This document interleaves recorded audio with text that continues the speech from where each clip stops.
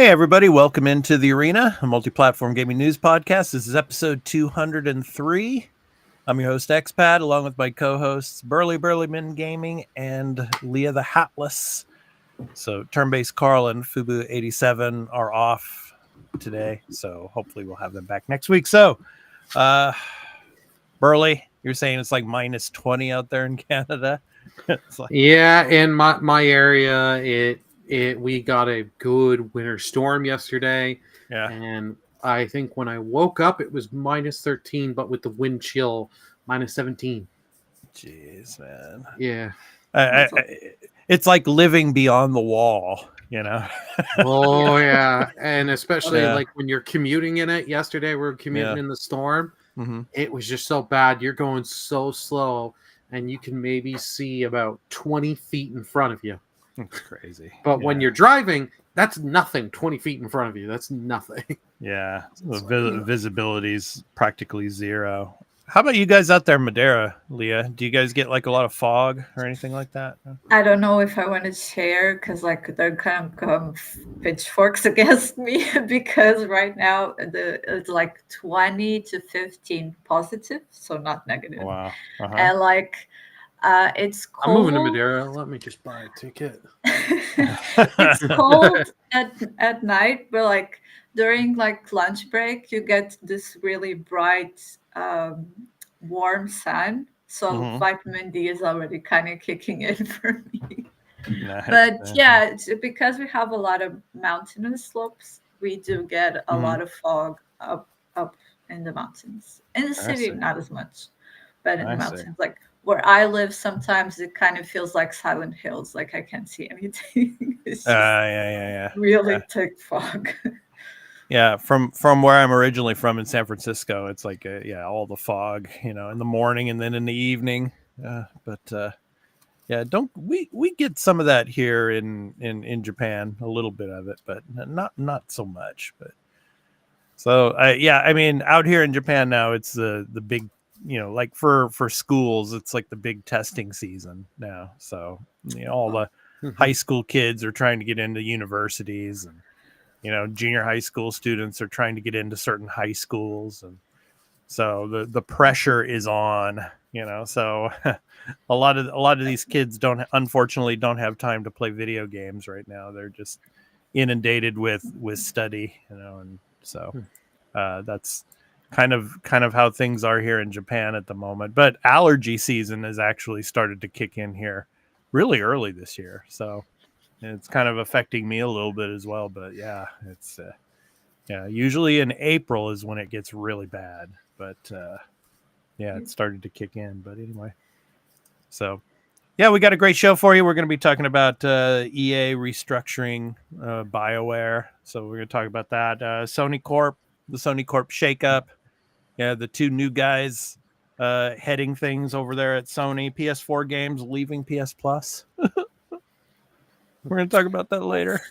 So, yeah. And then we're also going to talk about Forza Horizon 5 coming to PlayStation, as well as Call of Duty being the top-selling game on both Xbox and PlayStation. So how do you all feel about that? And in the chat, I have, clipped there the question, how do you feel about PlayStation 4 games leaving the PlayStation Plus service? And how do you think it will affect the service moving forward? So that's pinned in the chat. So let us know your thoughts on that. Really interested to hear from you. So so now let's go ahead and talk about the games that we've been playing recently. And I'm still playing Rise of the Ronin, and I was in the pleasure quarters of Yokohama with Sakamoto Ryoma. That section. Oh yeah, that section, yeah. It's fun. I mean, and Sakamoto Ryoma, I mean, they're making him out to be kind of like this diva guy, in the game and stuff. And I just, believe me, in real life, he was not a diva. So he was more of a serious guy. I'm still enjoying it. Having a lot of fun with it. Indy Jones, still plowing through that a little bit more.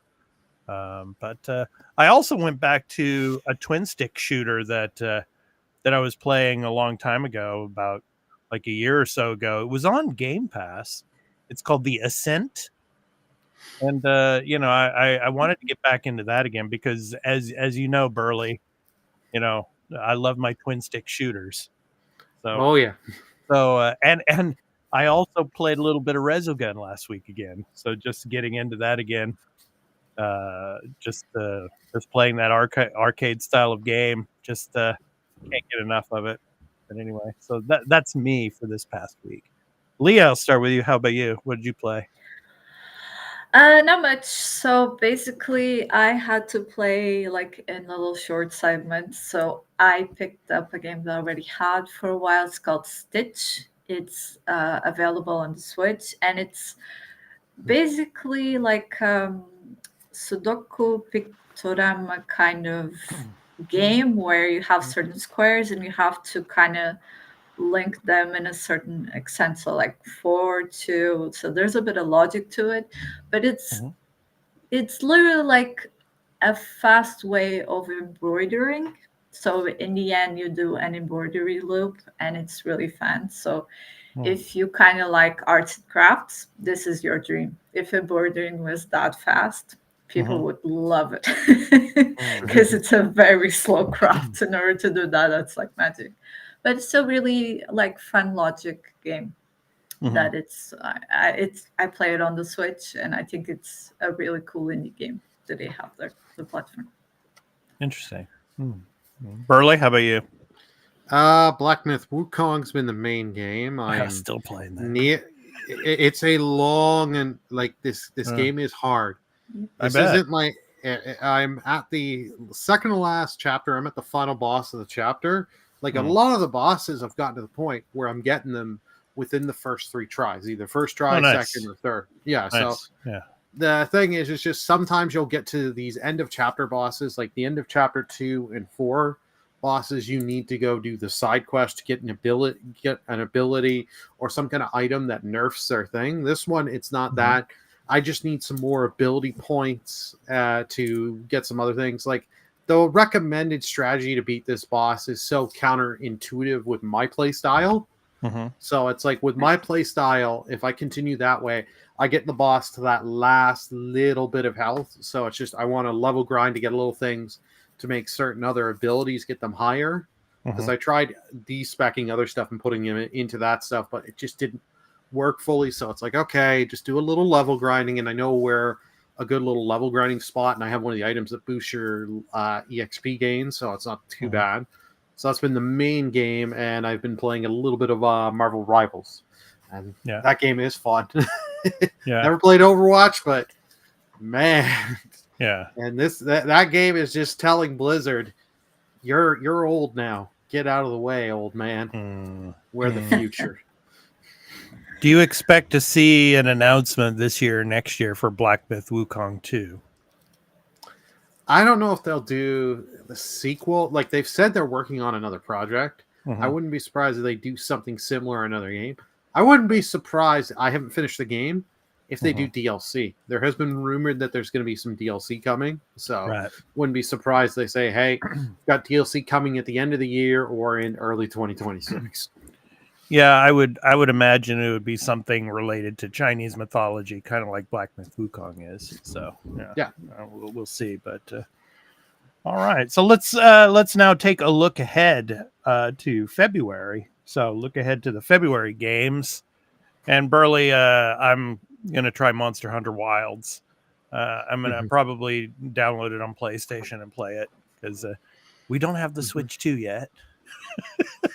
True. And it's probably coming to the Switch 2 for sure. But I'm gonna play some of that. But the game I'm really looking forward to the most is Like a Dragon, Pirates in Hawaii. I mean, I can't wait to play that and play Goro, and stuff like that, and have fun. I mean, Yakuza and Pirates, it just doesn't make any sense whatsoever, but that's the fun of it, So Well, I was gonna say, like with most of these Yakuza spin-offs that go in these crazy things, you turn your brain off and just have fun. Like right. I had the game on a thing of mine, and it got met a goal for it, and I'm gonna pick it up and play it. Yeah. It looks like this is just turn your brain off, get a beer or a bottle of rum even, and just sit there and enjoy. Bottle of rum. Okay. Yo ho ho, pirate's life for me. That's like Yeah. No, you got to do that when you go to Disneyland and go into the Pirates of the Caribbean ride. That's it. Yeah, but take a bottle of rum in there with you, before they kick you out.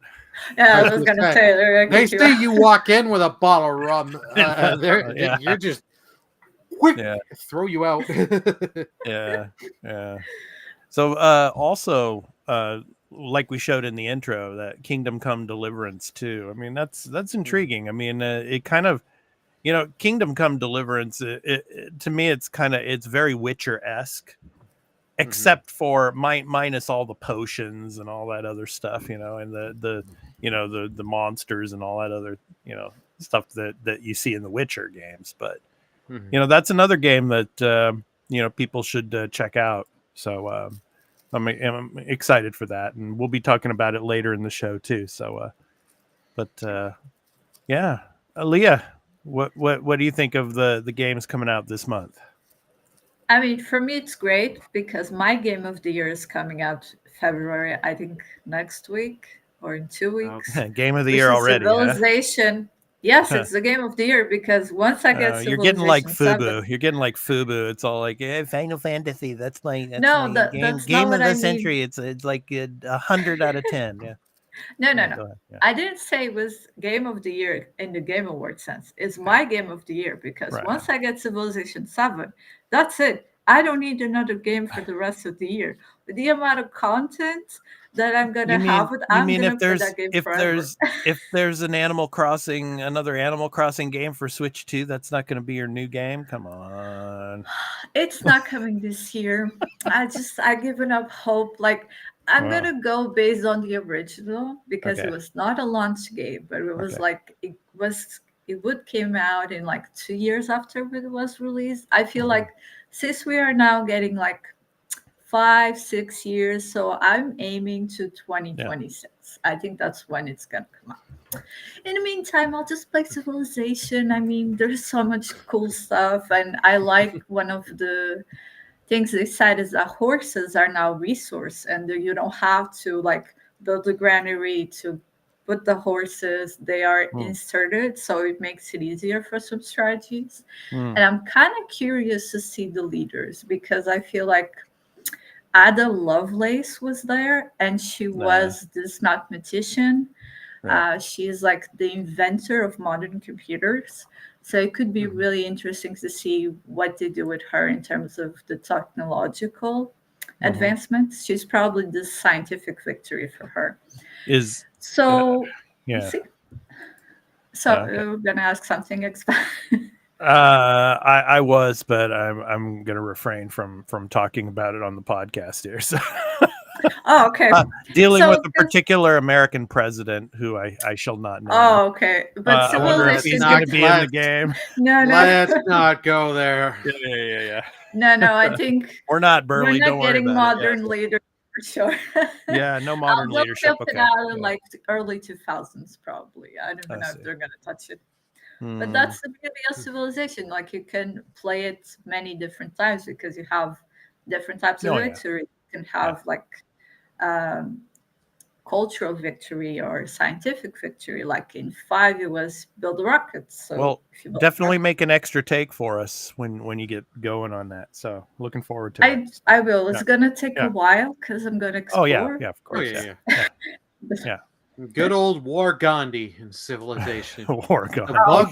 No, it was initially a bug. It was initial bug in the first Civilization that kept it running throughout the series because it's a series staple. Yeah. And you just like you gotta love 2K for doing that. That's great. Gandhi is a nightmare. Poor man, great man, terrible leader. and really, and like Genghis Khan converting to like Catholicism or something like that. Oh yeah, it's great. You get stuff like that all Let's the do time. that. I mean, let's just throw that in there too. Yeah. So, Burley, how about you? Big month of February. Yeah. So Yeah, a lot of good games coming. Oh yeah, Monster Hunter's one I've got pre-ordered. Yes, I know you're gonna laugh at this. I got the Steelbook edition. No, I'm not gonna laugh. Oh, that's I nice. knew that was coming. So yeah. yeah. But Avowed for me is the one I'm really looking forward to. Avowed because Obsidian has really done so well. They showed well with the Outer Worlds. So it's like I would love that they're going with Avowed from everything we've seen. Yeah. They're going with, okay, we're medieval, but we're embracing humor. We're getting good writing here, especially after Dragon Age, the Veilguard. It's like, I want something where it's fantasy. I can have fun and just enjoy. And this is going to be zany. You can do all this kind of stuff and stuff I've wanted in Elder Scrolls games for years. And since we ain't getting Elder Scrolls 6 till 2030 at the earliest, probably. Yeah. This is going to be the great game of just hold me over. Like this, I'm just debating. What do I do? Like, am I picking this up? Like I've been debating Steam because I want to try it on the Steam Deck just to have it on the go everywhere. Or do I do the Game Pass and then I can have it on the Xbox, my computers everywhere? Just not sure how I'm going to do it, but I definitely will be playing Avowed. And yeah, me too. If it's as good as it's looking, I'll be putting tons of time and be like, I think I'm just going to play 2 hours today and just shut my phone off. And holy shit, I've played for 20 hours. Yeah. I'll be playing Avowed on Series X. So I'm excited for that too. So a lot of good games coming out in February. So, and Burley, you mentioned, of course, Dragon Age, the Veilguard. And so we're going to jump into our first story. So EA restructuring BioWare. So, I mean, how is this going to play out, man? I mean, this is kind of interesting in the sense that, you have a company that they came out with a game called Anthem. Do you remember that? Yeah. Oh yeah. I remember Anthem. And that doesn't really exist anymore. And then Mass Effect Andromeda, some people really hated it. Some people liked it. I mean, whether or not, go ahead. I was going to say, like, I played it a year after the game launched. It's not a bad game. And if you compare it to Veilguard, it's a 10 out of 10. Yeah. Okay. Yeah. So, I mean, a lot of the staff from the Veilguard is going to move to different studios. They're saying that at the moment, there's not any firings taking place. So they're just going to be reshuffled to different studios. But how is that going to affect Mass Effect, the next Mass Effect game? Because you're going to have people working on it, maybe in a limited capacity, but you're going to have people working on it that are more into, the fantasy and the RPG elements of a Dragon Age game rather than, the space type of, game that Mass Effect is. So I just don't know how this is going to work out. And then when it comes to Dragon Age, the Veilguard, I mean, are they just going to sit and let this game die now? I mean, is there going to be any DLC in the future for this game? Or are they going to have a limited staff to work on maybe patches and bug fixes and things like that for, the upcoming months? I don't know, man. What do you think, Burley? What are your thoughts on this? I think this could possibly, they're in damage control in the sense because they didn't make the sales numbers that they wanted to on Dragon Age the Veilguard, and they're thinking, man, we just got to get all hands on deck with Mass Effect now because that's our bread and butter. That's the big game moving forward. Yeah, well, Dragon Age, they already had said before Dragon Age Veilguard came out that there was going to be no DLC. And with the latest patch that came out in the patch notes, it's kind of sounding like they're not going to really be putting any too much more patches out for this game. Although there hasn't been firings per se, a lot of the writing team is gone of Dragon Age Veilguard. A lot the main the game's director left. Yeah. Just after the game came out, like BioWare's in critical condition. They have done Anthem. They were dicking around on that game. Like there were reports on that, and EA's president, after like 5 or 6 years, was like, "Okay, I've let you had this game out for how many years? I need it out. You've promised me." So they had to get that out, and it did not do well. Mass Effect Andromeda, they did some rushing on that, and graphically it had some problems, and the quality of it was not up to the Mass Effect standard of 1, 2, and 3. So it didn't perform. It performed sales wise way better than Veilguard, but did not hit Mass Effect 2 or 3's juggernaut of sales. Right. Now they're just going to be putting people to be like, okay, here, you've got work on the engine. You can help for engine work and stuff like this. They are trying everything to, just throw to make sure, and just have double eyes on everything to make sure this Mass Effect is a hit. Yeah. I am nervous for it because like BioWare hasn't produced that quality title that we know that they're capable of, but all the like really big people of BioWare are gone. Most I think because I've been looking into it, and a lot of like the people that have been there for a long time that did these Mass Effect games, the KOTOR game, and all this and that, they're all gone pretty much. But the big question moving forward too is the story. I mean, is it going to be a sequel to Andromeda, or is it going to follow the mainline games? Mass Effect 1, 2, and 3. Yeah. I think they're going to have wink and nods in the game to Andromeda, but they're not going to continue from where they were with Andromeda. But isn't Andromeda like way into the future though? Beyond, yeah, it's like the 300 years, something at least. I can't remember because it's been years since I played the game, so it's quite a while away. But from what we got, that teaser of the last Mass Effect that we got on N7 Day, I think they're going to go not too far from Mass Effect 3, just like maybe 50 years or something. Because the one character, I'm blanking on her name. Her species, they can live for like hundreds of years. The Asari, I think. The Asari. Yes, I can't remember the character's name. Yeah, they're winking that she's going to be in the game or be a part of it, kind of thing. The wink and nod to that. So I think they'll do it a little bit after 3, but not like it won't be hundreds of years. It'll be maybe between a couple to 50 years and have something.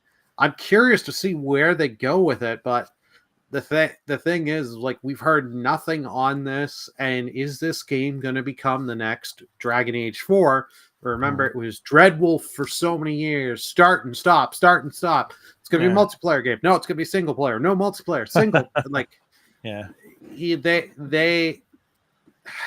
I'm hoping they take a much tighter approach, go for something smaller with this, make it a good story, you can give a fair amount of world and exploring, don't go too big, make the game where the story's like 20 to 30 hours, even 40, because it is Mass Effect. I'll give it that.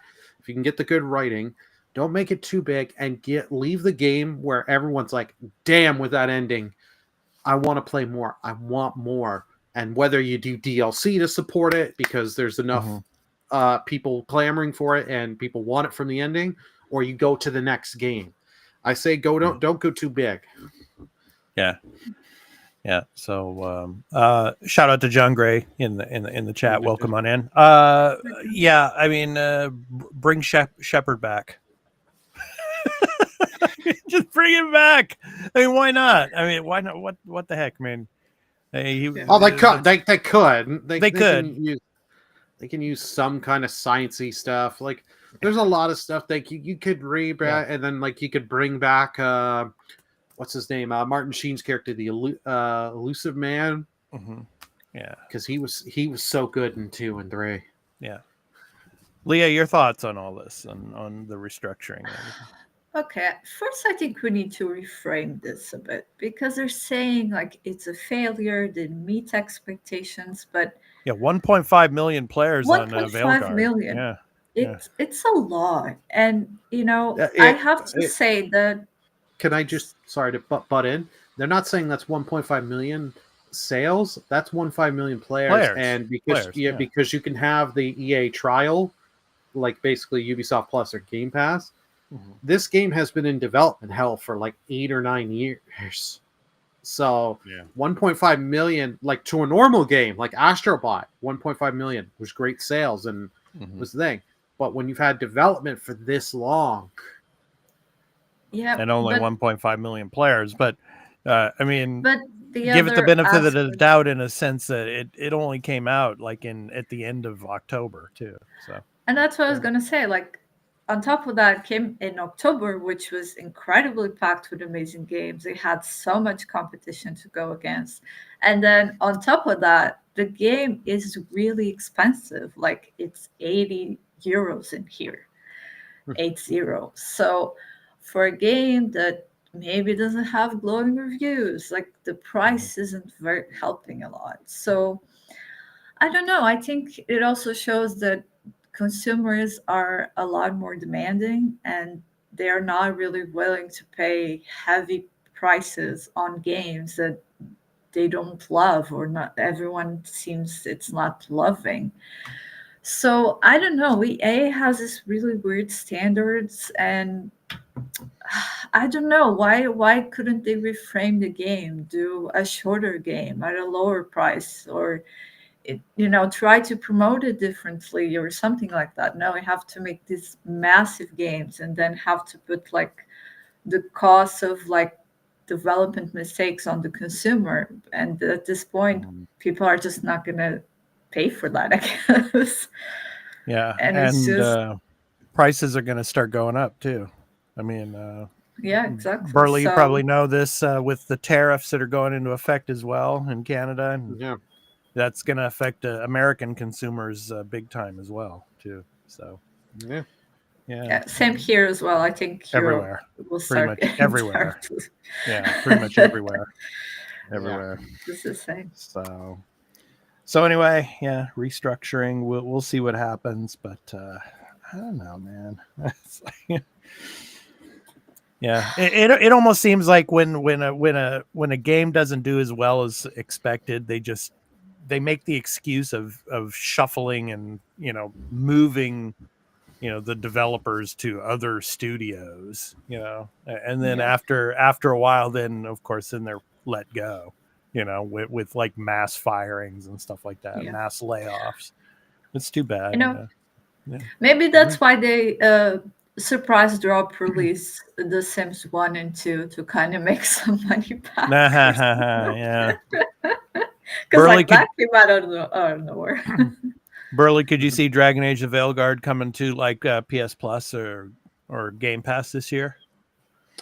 Game Pass, I'm sure they are EA is probably trying with Microsoft to get like EA to Play, get that, to get that in there. PS Plus, it'll be a few years before that game comes in, because PlayStation, it was not a big game on PlayStation, right? And remember, like, they did the thing of PCs, it's the normal price 60, consoles 70. They did that thing. So there were a lot of things. And then we have someone from the Twitch chat here, GZD or forever. EA is going to charge $100 for Madden and FC now to make up for the loss of Veilguard. They're going to beat Take-Two to GTA 6 for the gold 100 base game. Well, I don't know if they're gonna do more stuff to get you to buy those $100 editions of Madden, EAFC, and everything else, because they want the more money. EA, it wasn't just Dragon Age that was the big failure for EA. They had their one of their sports titles. I think it was FC just did not perform what they wanted. The college football, the college ball performed very well, because yes, it was the first one in like 10 years or so. Yeah, and they said immediately to try and help investors, because investors were not happy with how EA performed, and they were like, "Oh yeah, we're doing another one of the college, because that made us a buttload of money." Yeah, and that was I think their biggest seller. I think it outsold Madden if I'm not surprised. Yeah. Yep. Yeah. All righty. So let's go ahead and move on. So next up, the shakeup over at Sony. Well, I don't really know if this is much of a shakeup. I mean, because Totoki-san, he was pretty much in control anyway. Now he's going to be in control of everything. So you got that, and Nishino-san, now being in complete control of Sony Interactive Entertainment. I think the odd person out here is Herman Holst, because he was running the studios and he was kind of running things alongside with Nishino-san, and all of a sudden Nishino-san gets promoted, and so Herman Holst basically gets left in the same position, running the studios and all. But I don't know if this is going to be much of a change when it comes to the leadership. Totoki-san, he's been there for 38 years, so he's a mainstay. But I mean, how they've been managing, I don't know if there's going to be any changes here. What do you think, Burley? It's too early to tell at this point. Yeah. But it's just a more thing to show you. They're telling us one thing for the leadership, and then 4 weeks later it changes.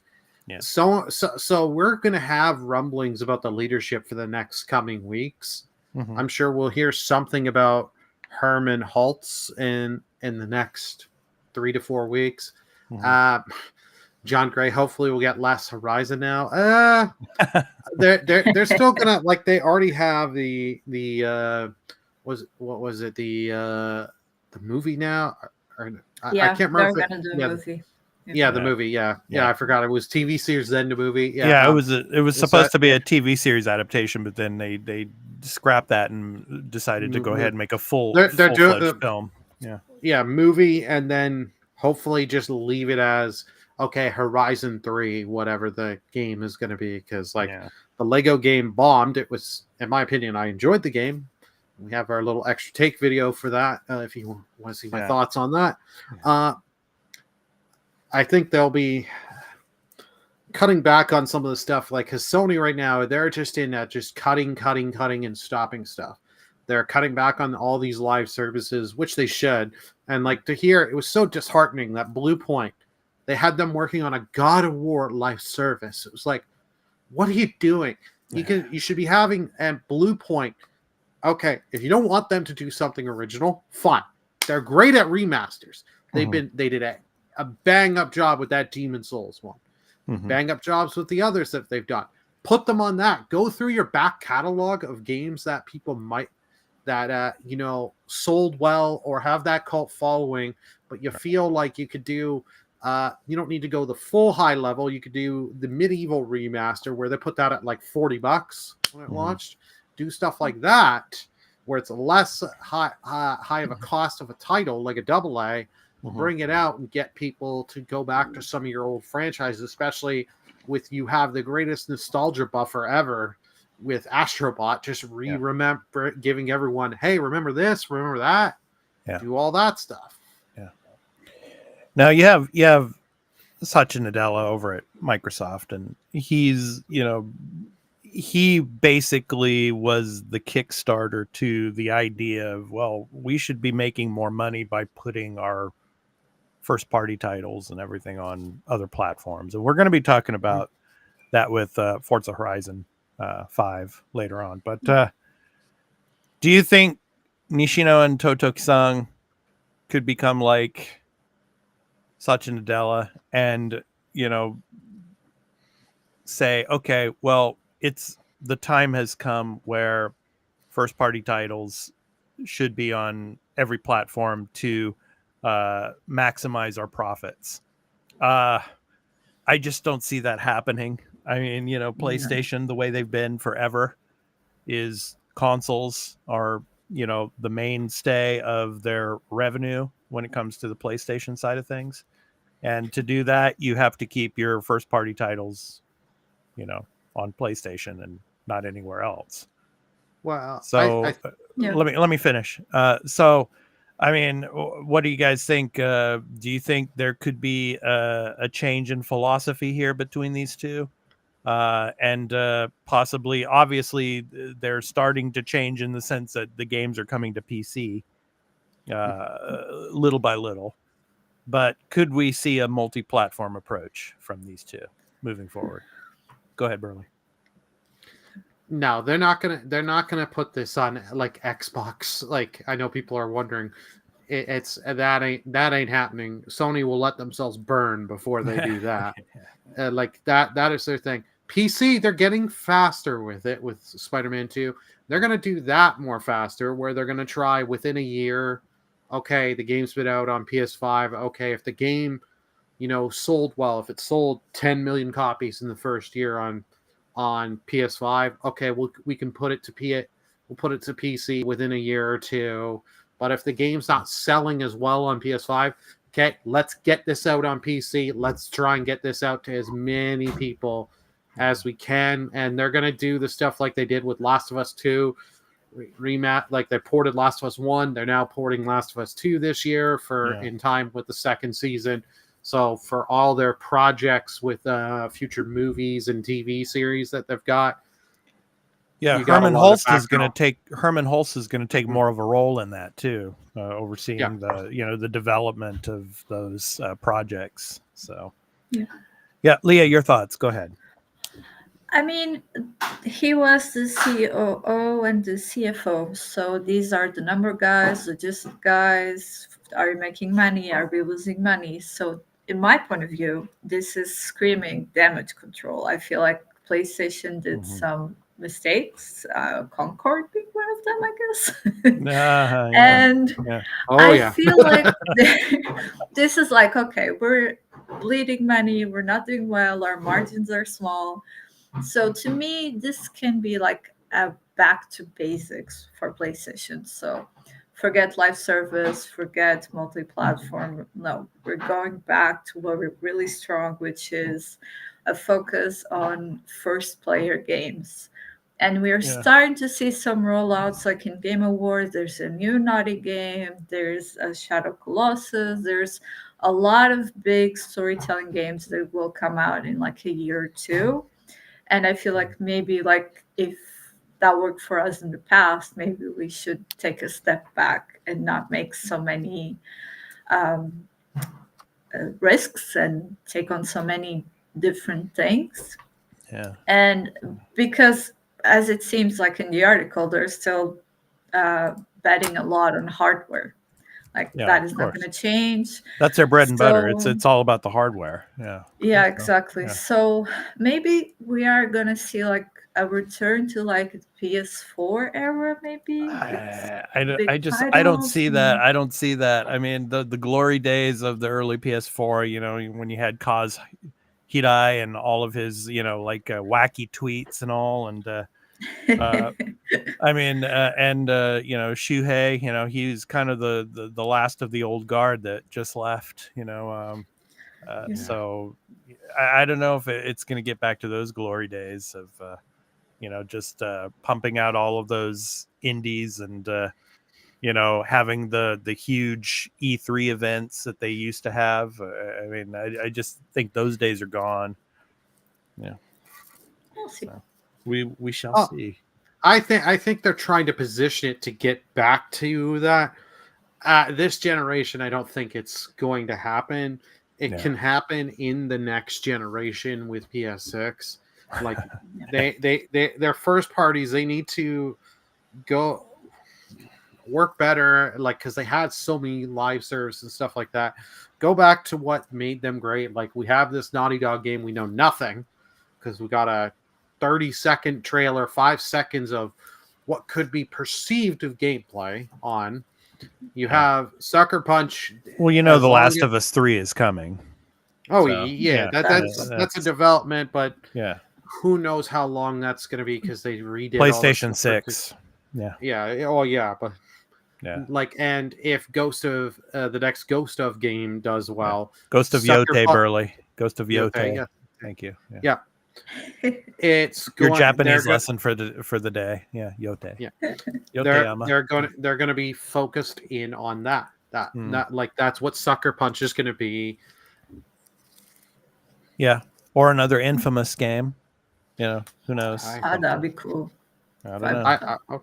Yeah, we shall see. But yeah, and then what's up with Ratchet and Clank? I mean, are they ever going to make another Ratchet and Clank? You know, that's they said in the Insomniac leaks it's supposed to come like 2030 or 2029 is PlayStation 6. Yeah, yeah, like which sucks because Rift Apart, unfortunately, because it came out when it did.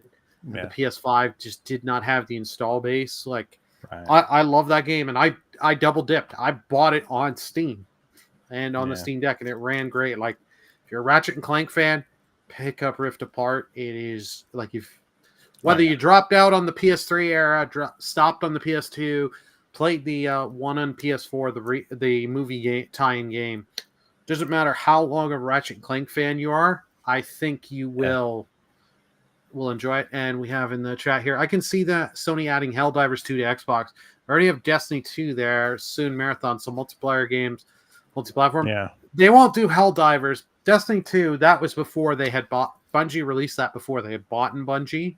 Yeah. I think Microsoft or Activision still owned Bungie at that point. I can't remember, but some of the like the multiplayer games like Helldivers 2, they're going to do PC and PS5 day and date because that would just be stupid if you know. And they are learning on the PSN requirement. They are going back like they did it with Spider-Man 2. They walk that back. I think they said they're walking it back for God of War and some of the other single player games. Yeah. Sony is learning, but Sony this under Jim Ryan's management has just if you can they've done a lot of stupid falling down the stair moments. Mm-hmm. So hopefully they get back to what their roots are and just make good games again, more consistent games. Yeah, and then during the Activision Blizzard acquisition for Xbox and how PlayStation handled themselves during that time, is another thing to think about when it came to the previous leadership. So we'll see how that works out, and how is PlayStation's relationship with Nintendo going to be moving forward now. That'll be interesting to see because this year is going to be big for Nintendo with the Switch 2 coming out. So you had what was it, Lego Horizons, of course, it came to the Switch. So could other PlayStation games possibly come to Switch? I don't know, we'll see. But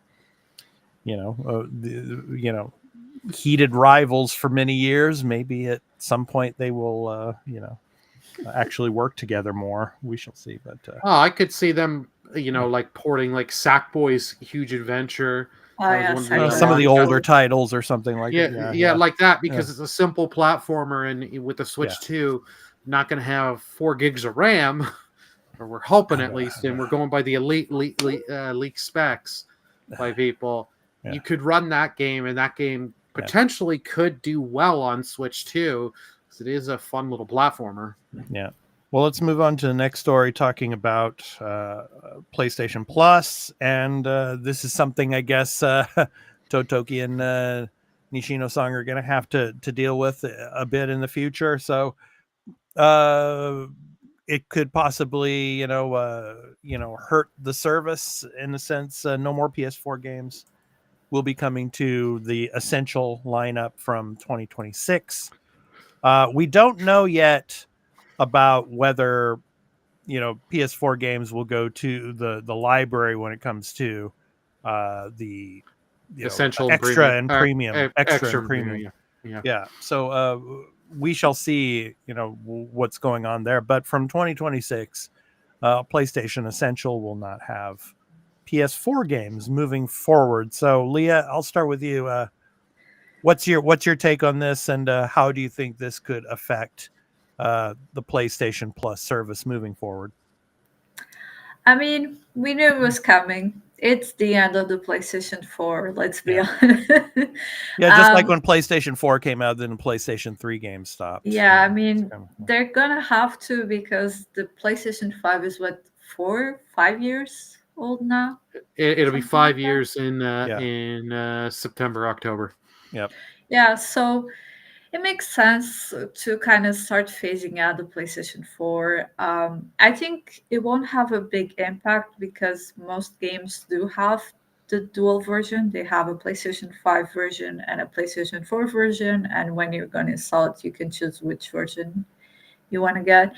It's sad because, like, for some games, like Until Dawn, you kind of have the PlayStation 4 version, which was the original, and people resonated more with that version of the game.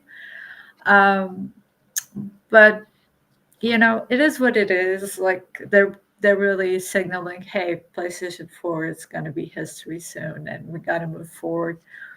Sad for people who don't have like a PlayStation 5, but I guess now it's the time to get on it. It's like it's sad. It's like the 3DS shop closing. Like we knew it was coming. Like we like it, but unfortunately, like it's time to move on. You know what really bombed on PS Plus? Remember Burley when they started putting VR games on PS Plus, and then they just Yeah. decided just to quit because nobody was Mhm. buying PSVR games, and the PSVR 2 is, pretty much non-existent now. It's I mean, yeah. Yeah. So that was a major misstep, I think, in that sense. But Yeah, yeah. that's true. So Burley, your thoughts on the PlayStation Plus lineups moving forward into 2026 without PS4 games? Yeah, like Leah said, this is not surprising. We all knew this was going to come. Yeah. I'm surprised it's this late, in all honesty. And hey, they're giving you about a year's notice, so you know ahead of time. They're still keep them on the extra in premium because they know that's still going to make the money. And if you don't have that, then extra and premium's libraries shatter, and no one's going to buy those services. Yeah. Now, it's what are they gonna do? They're still gonna give you 3 titles for essentials? Are they gonna do 2 PS5 games? Like what are we gonna? Was it gonna look like? We're gonna have to see in January of 2026 because I'm very interested. Because, like Leah said, you're getting usually like a lot of the essential tier is PS4, PS5 of a game. Because they have these games have cross versions. Yeah. So now, are you going to go with games that only have just a PS5 version, or are you going to give us a game that's got a PS4, PS4 and 5? You're only going to give us the PS5 version. Be like, you want the PS4 version? Give us $10.99 or whatever the game's going to cost. Yeah. I imagine when this starts in 2026, they're going to start.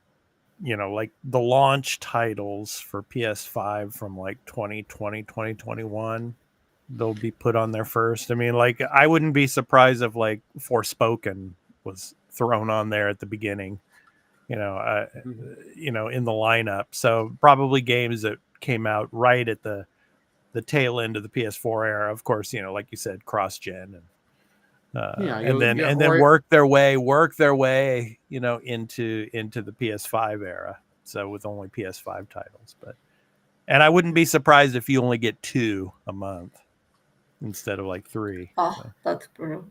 Well, that's if they go down to 2, I'm like if they do 2, you then have to get higher quality of title. If you're not going to give me quantity, I want higher quality. Of the games. Like that's the thing. PSN, we've laughed. There's some good months. There's some bad months. Like later on, we'll be talking about February's, and let's just say it'll be interesting. Yeah. Yeah. Well, let's go ahead and move on and talk about Forza Horizon 5 coming to the PlayStation as well as Call of Duty and. It's sales on both Xbox and PlayStation. So, I mean, I guess you saw this coming. I mean, but what about the doors now just opening and just the hordes, of all the big titles of Xbox in the past, like your Gears of War, your Halos, Halo. the Master Chief Collection is supposedly going to be coming to PlayStation. We'll see. And Switch 2 if Yeah, the and rumors are to be Switch believed. 2. Yeah. Yeah. So the Switch 2 better be pretty damn good when it comes to the specs, of course. yeah. But how do you guys feel about this? I mean, a lot of these games, though, I mean, they've been out forever already. So, I mean, I don't think it should be a big deal to move them over and to make additional income off of these games that a lot of people, frankly, probably aren't playing anymore. So, I mean, I don't know. I mean, it's going to be interesting. Like Indie Jones, when Indie Jones comes out, that's really going to be, an outlier of how this strategy is going to work out when it comes to how many people are going to buy this game on PlayStation. Forza Horizon 5, I don't know if a lot of people on PlayStation are going to buy that game because you have, the series on PlayStation, Gran Turismo. Gran Turismo. So yeah, I just don't know, man. But I don't know your thoughts, Lee. I'll start with you on this one. What do you think of this strategy now, and having Forza Horizon now the next game moving over to PlayStation? I mean, it's the Xbox is everywhere. Everything is an Xbox, right? This is an Xbox. This is an Xbox, so why not? Mm-hmm. I think it makes sense. Like they're really aiming to be multi-platform, launch their games whenever they can find a place to. And yeah, definitely for older games, um, a lot of people on PlayStation and haven't played them yet. And I think it makes sense to kind of launch perhaps older titles that we don't really have to do much effort and see how people respond to these games. Mm-hmm. And yeah, I mean, Forza Horizon, I think we'll find a really good market, especially with the PlayStation Pro. It's probably going to run really well on PlayStation 5 Pro. So I'm curious to see, and I think this might be controversial. There are like some games that are releasing this year can come on a later date to PlayStation 5. I was thinking about the one in the Bayou, which I don't remember the name right now. South of Midnight. South of Midnight could definitely be a game coming for PlayStation 5 and also for the Switch too when it does launch. So yeah, I think it makes sense. They need to start like gaining back what the sales they're not really making on Game Pass. Mm-hmm. Burley, yeah. We have a few comments here in the chat. No red lines. Halos, Gears, Forza, Starfield, maybe Sunset Overdrive with the whole Insomniac collection. That might open the door for Spider-Man 1 to Xbox. Sony ain't gonna let that go on to Xbox. Yeah. But yeah, more of those games will start coming. Gran Turismo is a sim racer. Forza Horizon is arcadey open world. So that's PlayStation. Like they had a similar racer called The Crew back on the PS4. Right. Yeah. So yeah, no, Forza I think will do fine. Like remember when Sea of Thieves came, nobody thought it was going to sell that many copies on PlayStation. Yeah. We thought it would do well, but you didn't think that well when it was the top seller that month. Yeah, and it kept selling.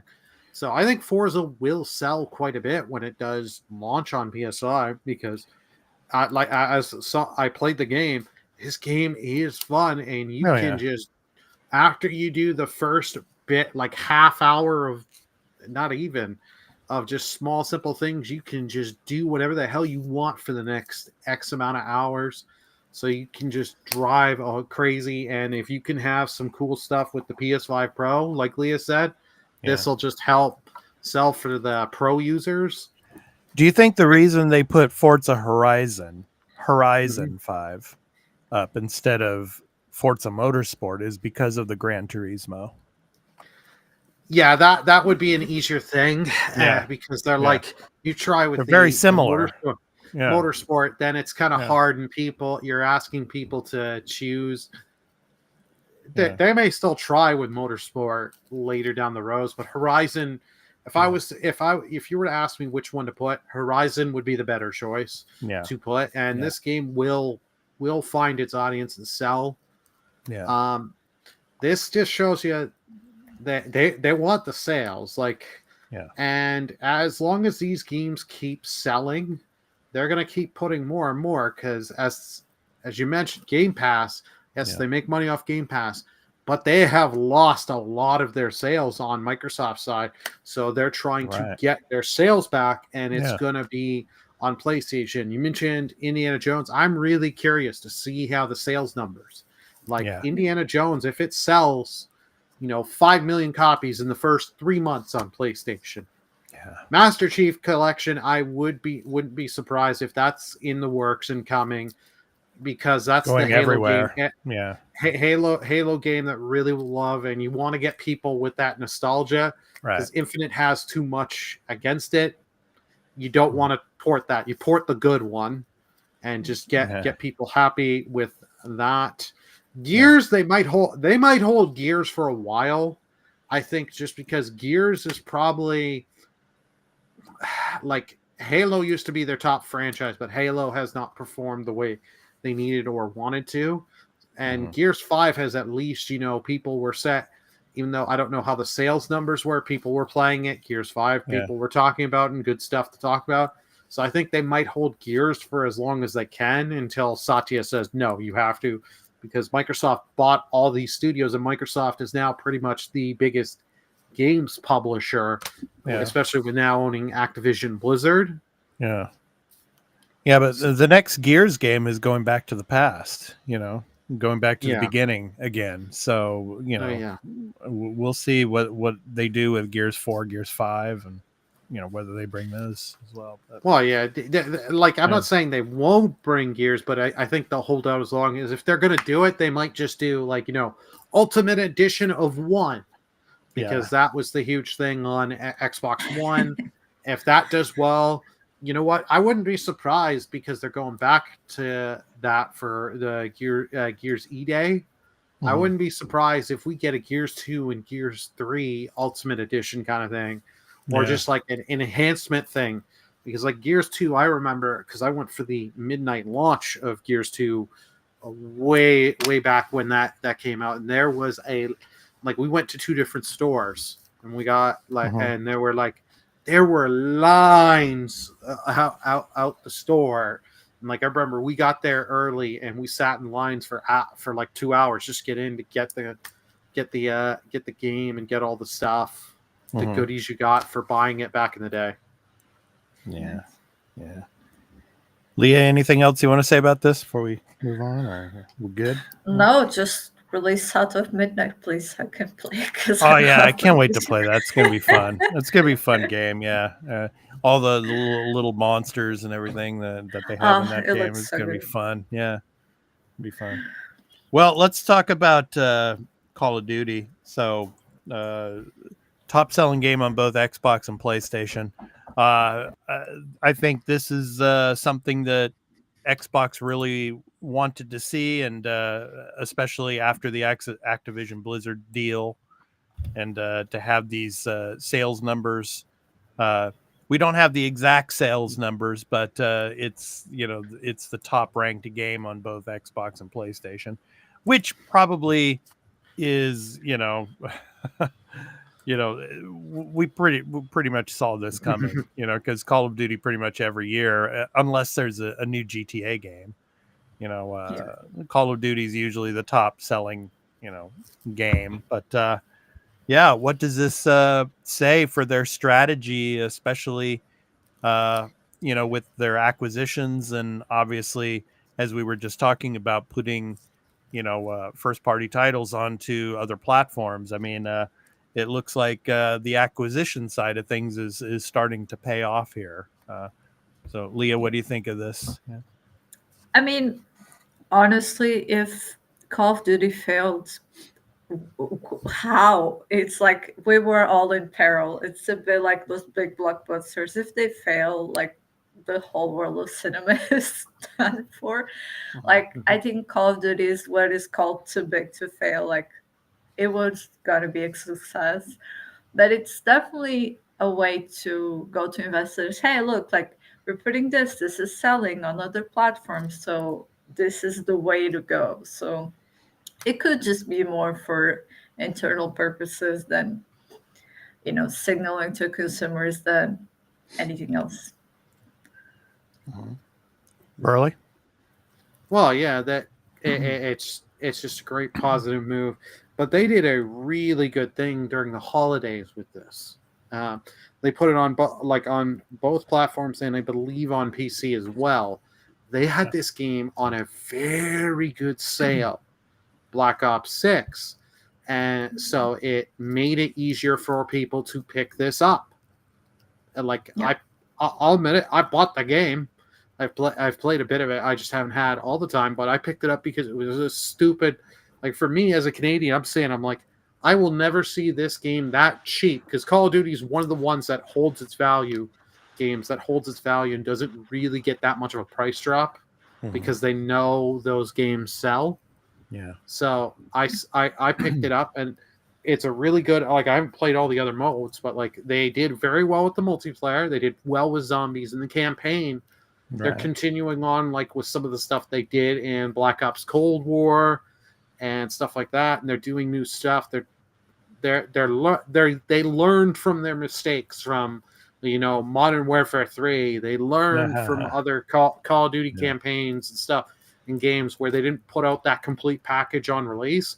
Yeah. Yes, it's a storage killer. I'm not going to disagree there. These games are always, hey, you need a hard drive for Call of Duty. 200 plus gig per game. Yeah. It is a storage killer, especially if you have all three modes installed. You're killing your storage, but they have been doing better. And like, when you're installing the games on the platforms, they give you the option: what are you installing first, or do you just want to install this? So that way you have everything. They did the smart stuff with it. Yeah. I expect GTA 6 to be a storage killer as well. I mean, pretty much every game moving forward is going to be like storage killers. I mean, you're going to have two or three games on your hard drive, and that's it. Yeah, well, that we're used to. Like, Ghost of Yotei, that's going to be 120 gigs. More, most likely. More. Like, I'm just saying, at least. At least. Okay. Yeah, at least. On the PS5, like, you've been knowing, you saw this stuff in the PS4 and Xbox One generation. It's only getting higher. Yes, SSDs help, and they can reduce the size. Activision could spend more time on reducing the size. They don't care. They don't care about putting the effort, because they'd rather put it into the gameplay and their online stuff. Yeah, I would love it to reduce the size of the game, but you know what? They know what's working for them. They're making bank on it. Can you blame them that they're not doing it? Yeah, you really can't. No. Yeah. So I mean, that's just a part of life now when it comes to gaming. It's like the games are becoming more difficult to make, and of course need the storage space to be able to run them. So. Mm-hmm. Yeah. Alrighty. Can we make bets for Indiana Jones? How much do we think it's gonna sell? You mean how many cases of spiritual opium? Yeah, sure. Yeah. How many? Yes. How many cases? We'll go 5 cases on this. 5 cases. Okay. That what? It's gonna sell gangbusters, or it's not gonna sell? Yeah. I'll go crazy here. For the first 3 months, I'll go 5 million copies.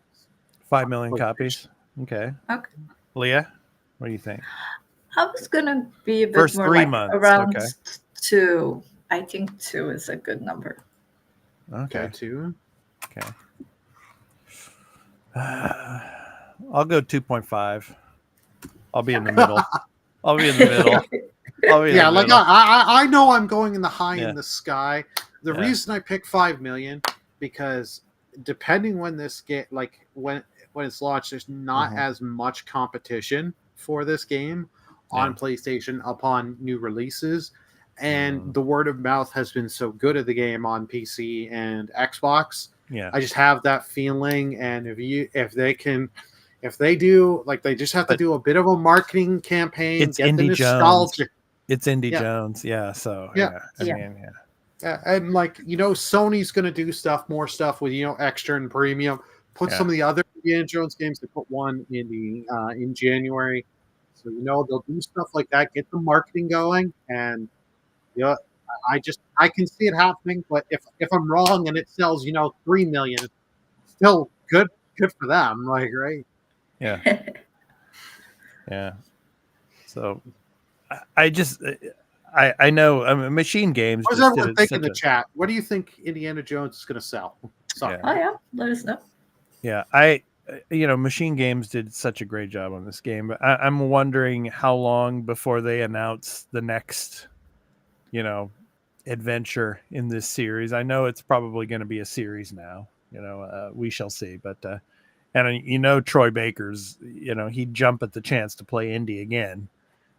Unless Harrison Ford says, "Sorry, kid, you're not going back into the booth. I'm going to take over," or something like that. But that won't happen. But yeah, so and Harrison Ford at his age in this, he's like, you can tell he's just going to do the movies that he wants to do, and that will, Yeah, but it's not a movie. It's just doing the voice acting or something. That's what I mean. Yeah, but like I can see with him doing the voice acting, they're going to be like, we also want to motion cap you and all. And I can't see him wanting to get in the suit and do that. No. He's going to be like, you got me for my voice. Book me a 2-hour session. I'll do my takes. That's what you get. Yeah. I could see that. Like Troy Baker, he from everything I hear, he did a great job. Oh yeah, he did an amazing job on that. So, and for a question here, what does the panel make of the MLB show leaving the Game Pass? And it's only for sale for 2025 Xbox. Is the MLB to take advantage of the Ohtani hype, or is Microsoft not paying to a premium to keep it on Game Pass? Well, they're only going to pay for the current year. They're not going to keep all the years of MLB the show. And I've had people like that Sony had stated, and it's been stated, like the only reason they have to sell it to Microsoft, like put it on Microsoft platforms and others, is MLB with the licensing rights for it, and I wanted them to. So they had to, and Microsoft, because they have a lot of the other sports games on Game Pass, they're giving them that money. Yeah. Any way that MLB can capitalize off of Ohtani song, they'll do.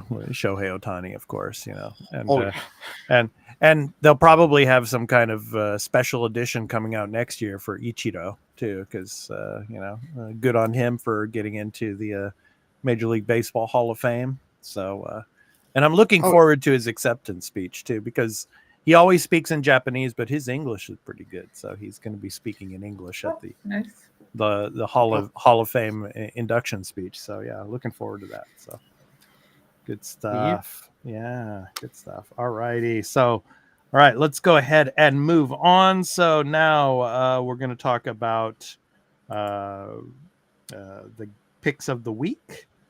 So each and every week here on the Arena Productions, we talk about new game releases for the week of February 3rd through the 9th.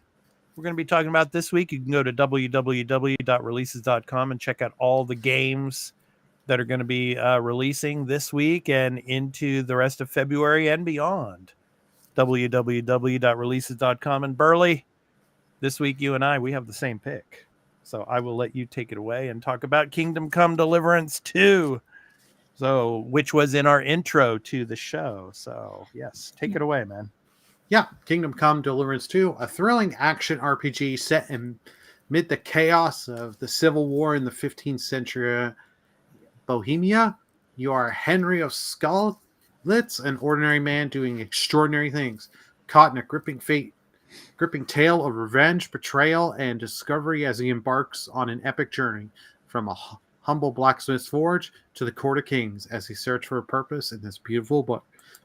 Brutal Medieval World, coming to PC, Xbox Series, and PlayStation 5 Tuesday, February 4th.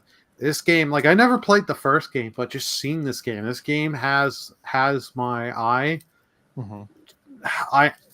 Because I've called February. This is Brokeberry we're in, just with all the games, and if you're gonna buy them all, you're going broke. Yeah, come on, this is a Burley. game You're not going to go broke. All that streaming money you're making from all those subscriptions and everything over there on Twitch, you're not going to go broke. Give me a break.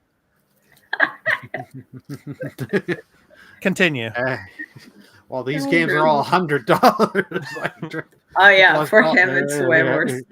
Yeah, Canada it's way worse than that. Yeah, no, but this is a game I definitely want to pick up. It was originally going to be February 11th, then they changed it to the 4th to get it out earlier. This game I will two versions, I think, Burley. Yeah, I think so. Yeah. There's like a special edition or something like that on the 11th, but yeah, the 4th is coming out then. So yeah. All right, good stuff.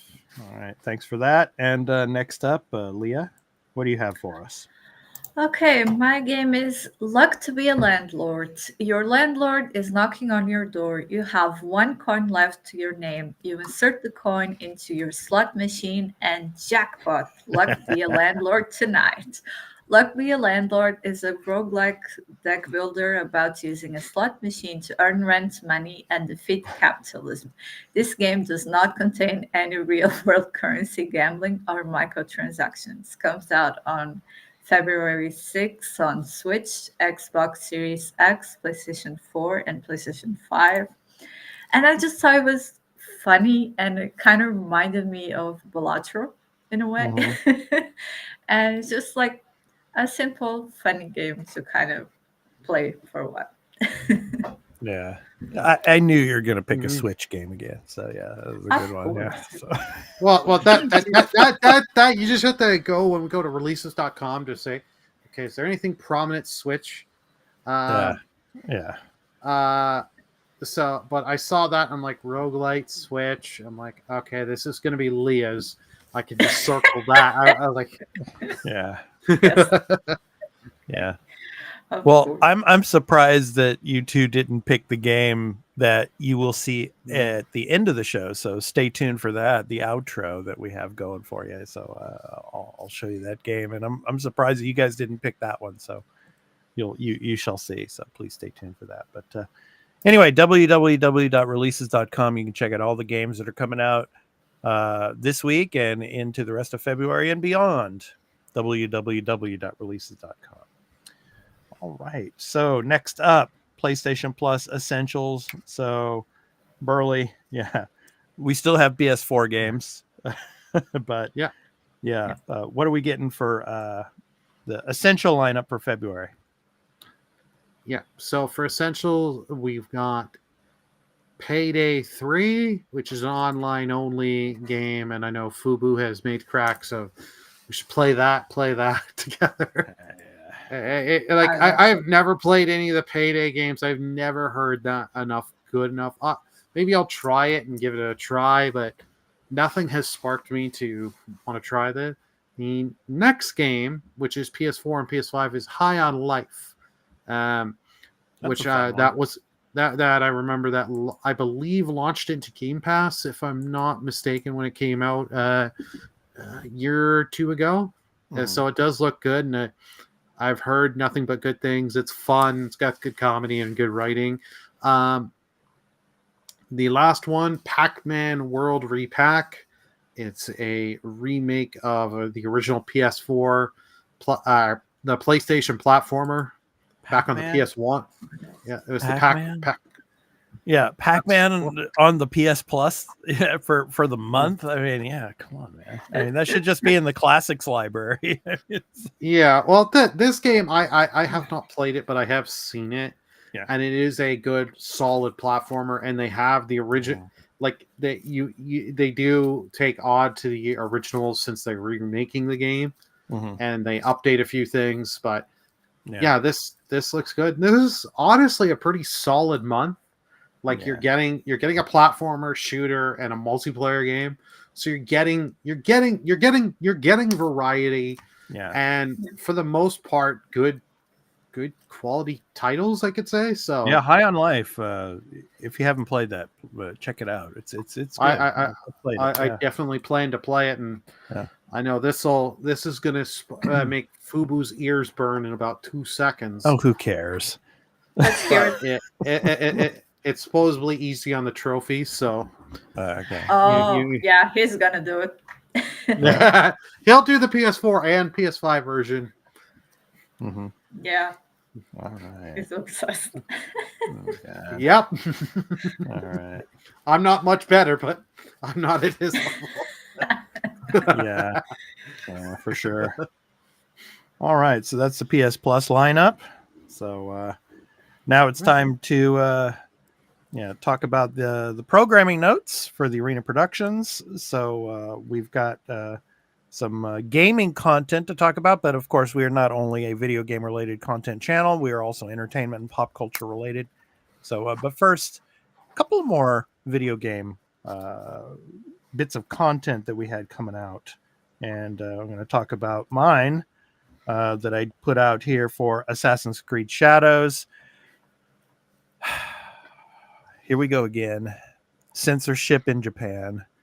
So the Sero board rated the game as gave it a rating of Z, which basically means people under 18 years old cannot play this game. But now they are taking away the opportunity to see decapitations in the game. So you cannot toggle on or off this, bit of functionality in the game. So it's taking away from Japanese gamers the full game experience here, whereas people in the West will be able to experience it. So I put out a video on this, so please go and check it out. I give my explanations and my thoughts on this. So it's terrible, because now Japanese gamers are going to have to look for other ways to buy the game, whether it's in a US store or a European store or whatever, to be able to get the full version of the game. So you'd think they would just go to Ubisoft and be like, no, okay, you want this in our game, you have to make this an option and people have to turn it on. Because I remember this was a whole thing with Callisto Protocol, and Callisto Protocol just didn't come over to Japan. And it was like, really? This is an 18 plus game. It's not like this is, being marketed to school children. Yeah. This is and there are many games like that here in Japan, like GTA 5 was censored as well. So when it came to some of Trevor's, in the game, some of his actions that I'm not going to get into, but yeah, they censored those out of the game so people couldn't see that, but Japanese players. So a lot of games, unfortunately, get that kind of treatment here, which they shouldn't. Yeah. Especially in a society where an under 18-year-old individual can walk into a convenience store and go up to the manga racks and just pick apart all the mangas that have just pages and pages full of graphic depictions of women and people getting just sawed in half and blood sprayed everywhere. It's I mean, it just doesn't make sense that they're going to do this with video games, especially for people 18 and over, who should have the choice to be able to see that or not. So but anyway, please, go ahead, Leah. You were going to say. I was going to say Attack on Titan. It's 10 times worse than anything that can be in this game. Yeah. Oh yeah. Yeah. Trauma. Oh yeah. Yeah. Hell, and so it just doesn't make sense. Original Pokemon manga that was sold to children. You had some Pokemon getting cut in half and decay. Yeah, if you read the original Pokemon Adventures manga, there's stuff and there's and then they did some overlay sexual stuff, and it's that's allowed, and that was back in the mid to late 90s. Yeah. But this you have a problem with. Yeah. This is what? Does not compute. Yeah, it does not compute for sure. So please go and check out my video on this. So yeah, like I said, I give my explanations to how I feel about this, and please check it out.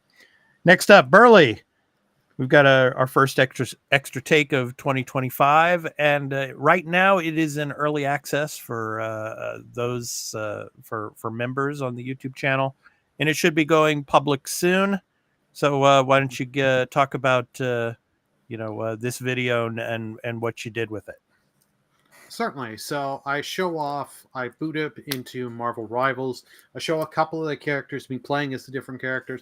I talk about the different types of characters, the different gameplay modes, and show you playing. I did a mode with playing against bots, but you're playing with other human players on your team, and just showing you and talking a bit about it and how you've got the different.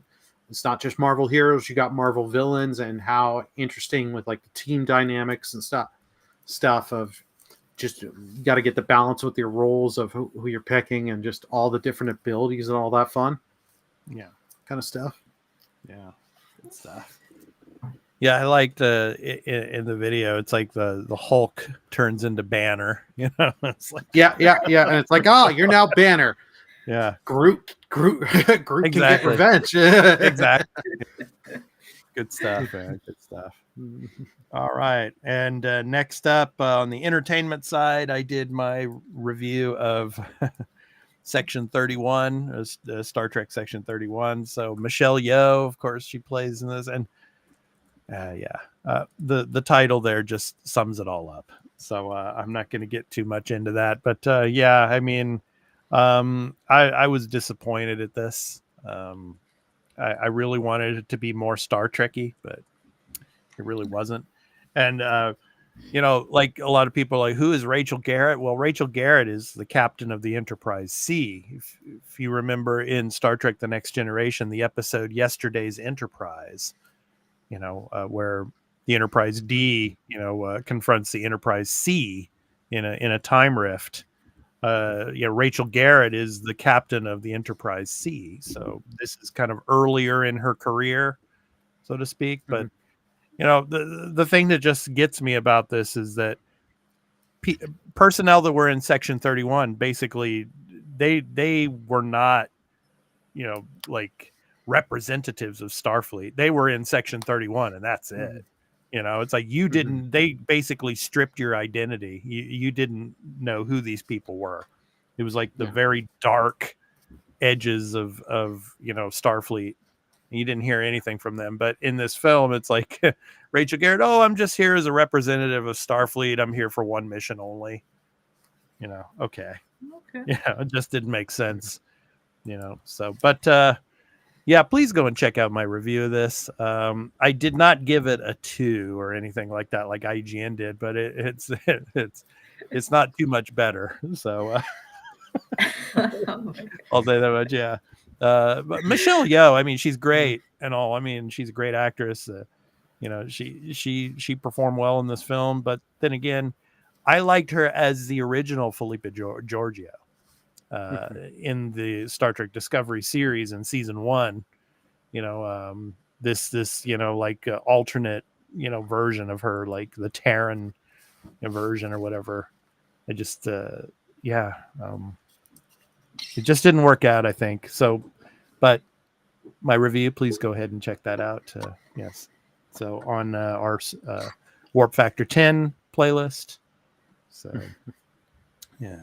So, but yeah. So that's it for our programming notes for the Arena Productions. So anyway, it's time to talk about the games that we'll be playing this upcoming week.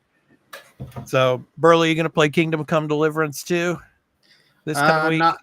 Not right away. No, not right away. I want to try. I'll definitely pick up the game and play it. I'm just not sure when, because I've got a bunch of games I've already pre-ordered and stuff, and I'm trying to finish. Black Myth Wukong's the main game. I'm so close to that end. I just want to beat that. You just want the platinum, yeah. No, I don't think I'm going to platinum this game. Really? Beating it is going to be, hey, I beat the damn game. I have skill. All to do all that crazy stuff and refight bosses and have to have a guide and be like, kill this boss before this boss, but you have to talk to the rat over here. Like, no, I'm good. Mm-hmm. I'm good. I see. Leah, how about you? What are you going to be playing this week? I'm not sure yet, although I might try the games that came out for the Essential, so the Pac-Man and High on Life, just to get a feel of what they're about. So might try those.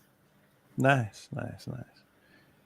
Yeah, I'll be continuing with Rise of the Ronin and the Ascent. I'm just waiting for Monster Hunter Wilds to get here, and then I'll get into that. So, so play some of that, play some more Indie Jones.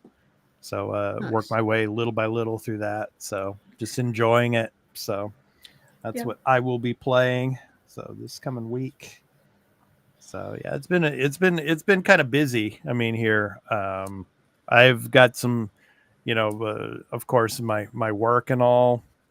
Especially with, like I said, university tests and high school tests are coming up, and helping students with that. So that's a really busy time out here in Japan. I feel bad for the kids that they can't play games right now. So yeah, for sure. they're concentrating on these tests, and they want to play but they can't. So but once the tests are over, they'll be jumping back in. So yeah, I'm looking forward to talking with them about that as well. And I've got some news that I'll be talking about next week. I've got a new show coming up, so I'm excited to talk about that. I'll talk about it next week's episode. So looking forward to that. So.